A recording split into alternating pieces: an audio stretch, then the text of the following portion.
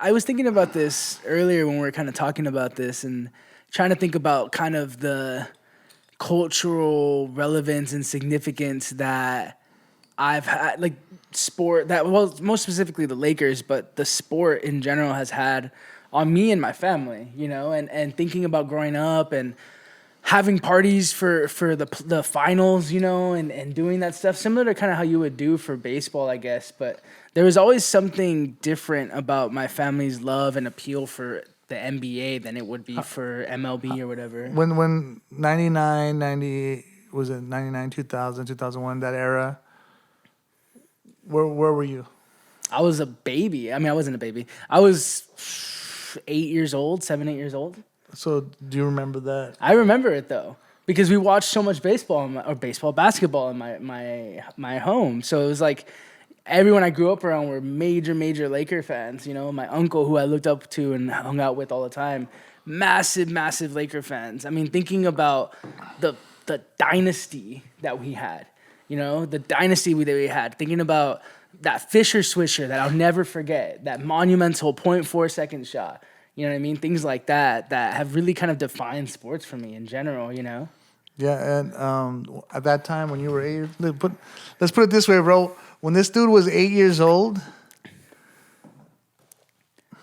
we were at like, fucking Fridays West Covina or Nationals West Covina, like having drinks, getting all fucking wasted, and watching the Laker game and like cheering in the fucking bar. Amazing. You know what I mean? You were just 8 years old. Dog, I can't even believe that, dog. Eating fucking cornflakes. I was a torta, bro. I ate Fruit Loops. Eating a bowl of Fruit Loops. A big old bowl, and then just drinking all the milk, and then putting more milk in true torta fashion. Damn, bro. That's crazy. I remember it. I actually remember it, We were at like Florentine Garden. I was kidding. This guy. We were like parking lot pimping at fucking Mi Hacienda. Wow. While you were 8 years old. or what was the Peppers? Wow, you're really throwing it back to the local haunts. Peppers. What was it? Peppers, and then after that it was what was it? Hey, do you remember the Hop? Oh yeah.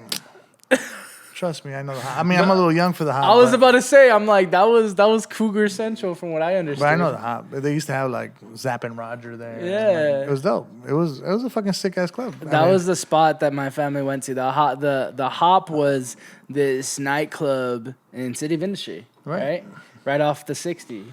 Dude, all the fucking dope clubs were in that area. So I'm growing up right down the street. It was just like you hit the 60, you can go to Quiet Canyon. You can go to Peppers. You can go, Damn. You can go to fucking all the bars, fucking Fridays, Nationals. Back in the days in Uptown Whittier, there was like Q's. And like, I think it was like a bunch of bars and shit. It was pretty. Throwback. Just, every day of the week, there was like a different bar or club you can go to, Wow. Yeah. It was happening, bro. But going to the Laker and watching the Laker game, though. That's what I'm saying. That was it. It's Tuesday fucking afternoon or Tuesday like 6 o'clock after work. Mm-hmm. Everybody just fucking gets ready real quick, goes watch the Laker game. Yep. And we're drinking Jack Daniels and getting wasted. Damn. That was 21 years old right there. Wait, so what's your setting now for watching Laker games? Dude, my setting now is like my son. Like the thing about my son, when I have my son on my lap or on my arms or like just next to me. This is gonna sound really sad, but or kind of like fucking cheesy. But just I feel comfortable. Emo. I feel comfortable and I fall asleep, bro. Damn. I could be watching the most exciting movie, but as soon as he like gets next to me, like I just go to sleep. You guys just cuddle up and shit. No, so you basically have never seen a full Laker game because you fell asleep. And my dad and my son would be like, psh, psh, "Dad, wake up." I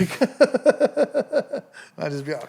That's hella cute. So that's your setting. You're chilling on the couch. You got your son chilling next to you. You guys are watching it on the TV.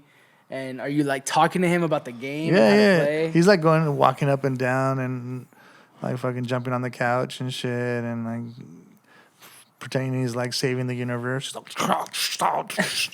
You know what I mean? And then I'm watching the game. I'm like, hey, watch this, dude. And he'll come back and sit down with me. And, you know, that's kind of like the setting. What are the questions he's asking you about the game? I ask this because I'm so curious about how, you know, we pass down our interests, right? Culturally, that's the things that Mexicans do. Mexicans, we love stories and we love telling stories and we love being able to tell just memoirs basically of our experiences and the things we know and pass that down. That's a part of I think the culture of our storytelling of our ancestors, right? So Chick Hearns, I mean, exactly the way he used to broadcast was just he'd tell you a story and then he, you know, and it'd be in the play. It was just art. It was like him emceeing. It was straight an MC of the night. Yep. You know, you grab the mic and it was just like it was showtime. You know, like yo, what up? Like the DJ.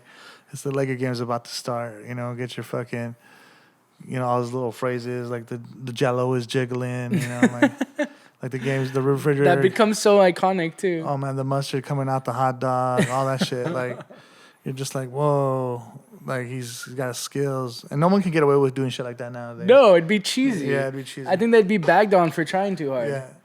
I think of when I watch games, and think about it, my setting now is I'm chilling with my puppy, my girl's half paying attention, maybe kind of tuning in every once in a while, mostly scrolling through TikTok. She's on her TikTok. Yeah, she's on her TikTok and shit, just going through stupid videos, trying to show them to me, and I'm half paying attention. You know, and we're watching it, and, you know, I'm kind of like getting excited, and then when I get excited, the dog's like, and like gets pumped and stuff. My setting before that was with my brother, living with my brother, and we were just sitting there. I mean, we're like hats down watching the game, just super dedicated to the game, you know, like super in it, just like, excited when stuff goes down. And I think it's a trip because these are those moments that you share with the people closest to you, you know, and you share in different places like that, whether it's like viewing parties or whether it's, you know, just being with family or friends and going to a bar or whatever. And I'm thinking about how big of a role this has in the culture in general, in the Latino culture, and how obviously with quarantine and COVID and anything that's changed that whole dynamic. But as we had talked a couple episodes ago, there's still a shared camaraderie with sports. Well, I mean, we're the working class, and when we're working, you know, 60, 50 hours a week, like that's our escape to the world. Right. Is like, it's, you know, it's our entertainment. Either if it's fantasy football or if it's just betting on the game. Yep. Some people don't like the Lakers. Yeah. There's a lot of Laker haters out there. You know? All day, I'm sure. And you know, they'll be like, especially in Boston. You'll be at a fucking warehouse job, and you're a hardcore Laker fan, and he fucking hates it because you know he thinks you know you shouldn't be a Laker fan because Utah's better or something, or they play better basketball or something, and like you have to end up betting him, you know?